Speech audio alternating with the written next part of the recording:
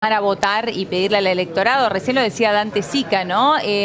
Por ahora lo tenía ahí bien calculado, entre 30 y 40 días, dijo, de estabilidad cambiaria. Y habló también de esta señal que dio el Banco Central de la posibilidad de perforar el piso de la tasa de interés, que es tan importante para la economía y sobre todo para el sector de producción, ¿no? Que él lidera, además de también la cartera de trabajo. Jero.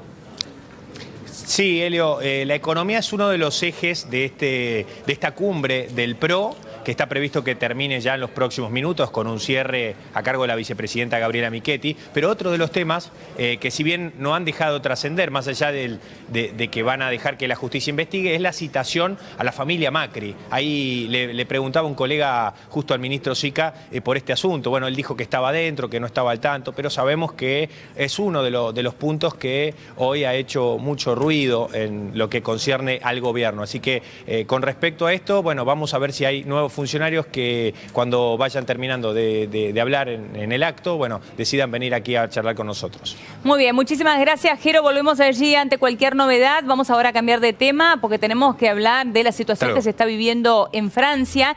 Y después de un nuevo sábado con protestas, el presidente de Francia, Emmanuel Macron, decidió dar un mensaje desde el Palacio del Elíseo. Vamos a hablar de esto con Luisa Corradini. Luisa, ¿cómo estás? Buenas tardes. Buenas noches para vos. Buenas tardes a todos ustedes, un gusto escucharte. Bien, Luisa, bueno, antes de comenzar esta charla, si te parece, vamos a escuchar juntas parte del mensaje que dio en el día de hoy Macron. Sans doute, n'avons-nous pas su depuis 1 an et demi y apporter une réponse suffisamment rapide et forte. Je prends ma part de cette responsabilité. Il a pu m'arriver de vous donner le sentiment que ce n'était pas mon souci, que j'avais d'autres priorités. Je sais aussi qu'il m'est arrivé de blesser certains d'entre vous par mes propos. Je veux ce soir être très clair avec vous. Si je me suis battu pour bousculer le système politique en place, les habitudes, les hypocrisies, c'est précisément parce que je crois plus que tout dans notre pays et que je l'aime. Et ma légitimité, je ne la tire d'aucun titre, d'aucun parti, d'aucune coterie, je ne la tire que de vous, de nul autre.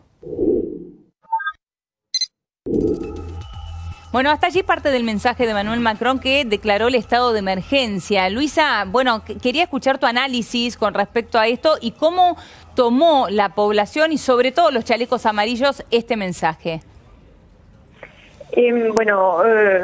Sobre todo ese estado de emergencia económico y social, atención, no es un estado de emergencia como lo conocemos nosotros, porque no tiene nada que ver, es más que nada una fórmula que utilizó el presidente para decir los entendí.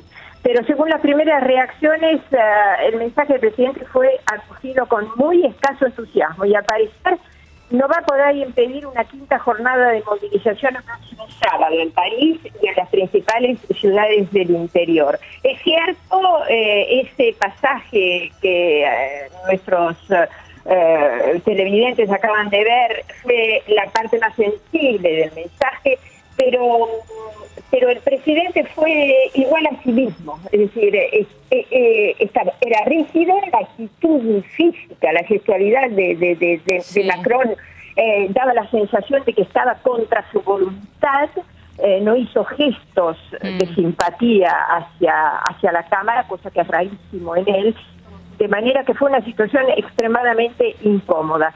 El presidente efectivamente prometió algunas cosas en el terreno económico, pero por supuesto de inmediato todos los chalecos amarillos se pronunciaron en contra, consideraron que era demasiado poco y que no había escuchado absolutamente las reivindicaciones de la gente. Ahora, Luisa, ¿qué están pidiendo en el día de hoy expresamente? Porque por una parte Macron ya decidió frenar el aumento que se venía para los combustibles a principio de enero. Por otra parte, hoy lo escuchábamos, como bien decías vos recién, con algunos anuncios en materia económica, como una suba en el salario mínimo, entre otras cuestiones. ¿Qué es lo que esperan específicamente para que cese esta protesta?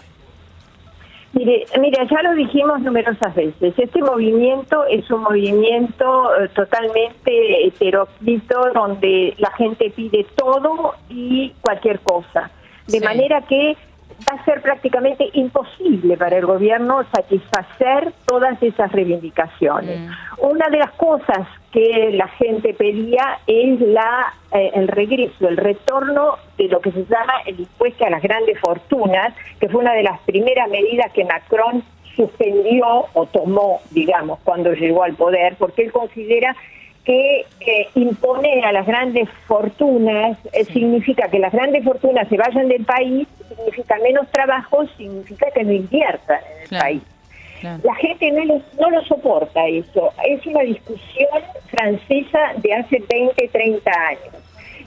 Macron fue uno de los únicos que tuvo el coraje de decir: yo anulo no completamente, pero anuló una parte importante del impuesto a las grandes fortunas.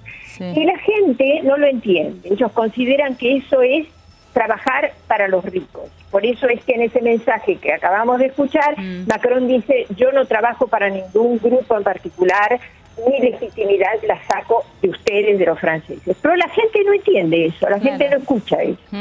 Ahora, de manera que es muy difícil para Macron y para el gobierno satisfacer este movimiento.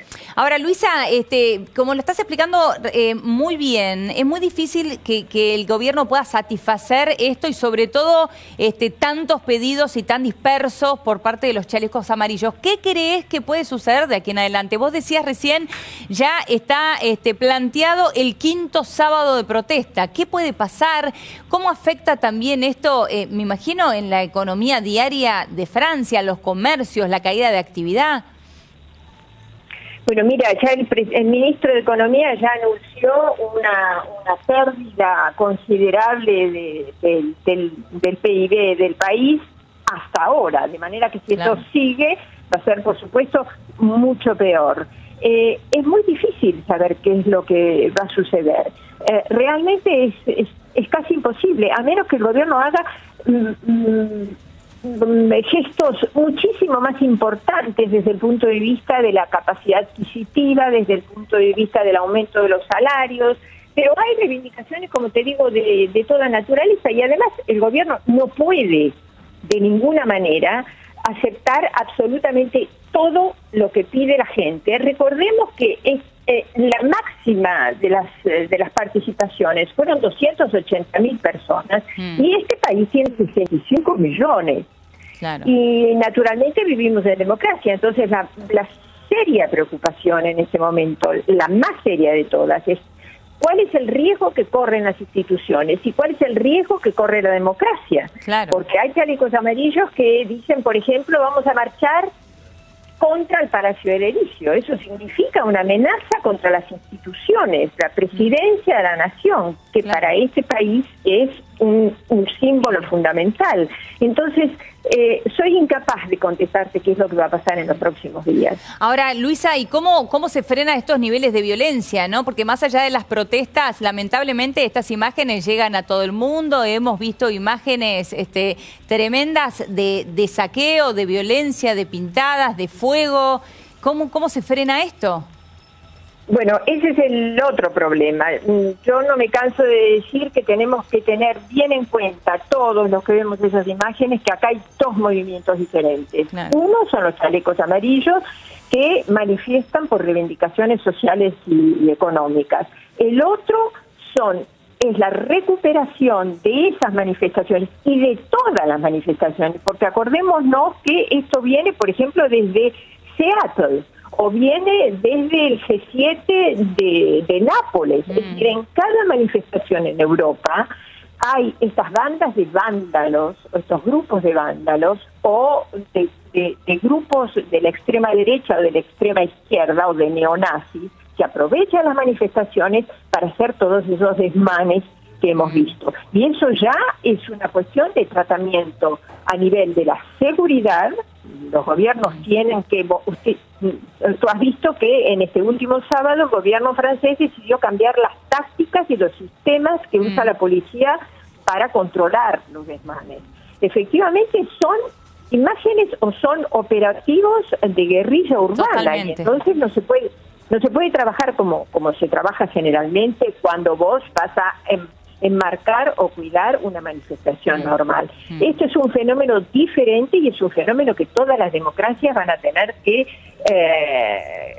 tratar particularmente, porque cada vez es más grave. Luisa, muchísimas gracias. Siempre es muy interesante hablar con vos. Te mando un beso grande. Besos a todos. Hasta luego. Bien, y de aquí nos vamos al encuentro de Juan Pablo Zanotto con toda la información del tránsito. Juanpi, buenas tardes. ¿Qué tal, Elio? Buenas tardes. Y la primera imagen realmente es impactante. Atrás quedó la superfinal de la Copa Libertadores, la euforia que fue para los hinchas millonarios, pero en el marco de toda esa euforia, ayer se vieron escenas como esta. Esto es Avenida Lugones a la altura de Pampa.